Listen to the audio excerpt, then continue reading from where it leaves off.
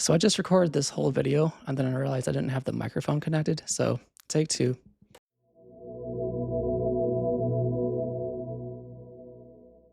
So in this video, I'm going to be giving my defense of foreign aid, why I think foreign aid is a good thing. And it mostly just comes down to the fact that we get a large return on our investment with it. And a small amount of money can go a long way. And understand that it helps others, but it also helps ourselves too. It's not just a zero-sum trade-off. It's not like if it helps them, it must hurt us. It can help them and help us. So it's not just the morally correct thing to do, but it's the thing to do that's in our own interest. It's good for us to help other countries out. And as sort of an example, something of the way this could work is imagine a country that we give foreign aid to, and then that country becomes better. They produce more goods, which we then buy, and then they have the money to buy our goods. That's good for both economies. It's good for both countries. It's good for the world.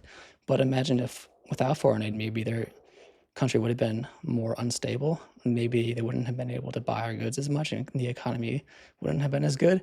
And then imagine if a country becomes unstable enough to the point where it breaks down and they go to war.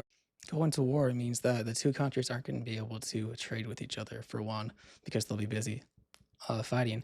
And then if another country is at war, it's possible we may have to be involved too, just depending on the situation, which is going to cost a lot of money to deploy US troops to foreign countries when we could have just spent some foreign aid money to make their society and economy more stable. You kind of see how, and plus that would also risk the lives of American troops too. So overall, you can kind of see how foreign aid can improve stability and economies of other countries, which then help us because we have to interact with these countries too. And now I want to look at some data around foreign aid and see what the actual numbers are. So in total,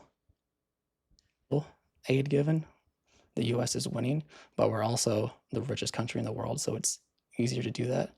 But per capita, we're down here. We're 13th in the world per capita for foreign aid. And I do think looking at the actual numbers can give people some like a fresh perspective, because I think a lot of people just don't know, and a lot of people might just intuitively be wrong when it comes to how much foreign aid we give and what percentage of our GDP it is. And now I also want to look at a good but a really grim example of what can happen when you all of a sudden cut off foreign aid that we were giving. So US aid was giving money to help fight tuberculosis around the world to pay for people's treatments, because tuberculosis is caused by a bacteria and it takes months of antibiotics to kill it. But you can't kill it, but it is a serious disease, and if you don't treat it, you could die from it. And we were giving money to help pay for people's treatments, but now the money has been frozen and these people aren't getting their treatments, which means more people could die from tuberculosis, more people could spread it. And then also the thing about tuberculosis is that if you stop taking your treatment, your antibiotics early, it can lead to the tuberculosis bacteria becoming resistant to the antibiotics that you were using, which could then lead to more people getting infected with antibiotic-resistant tuberculosis, which is even harder to treat and more dangerous and would just be an absolute disaster. And by the way, this is all happening while cases of tuberculosis are rising in the US. And you can see here we have tuberculosis between 2022 and 2023, where there was a 15.6% increase. And the numbers still aren't like that big.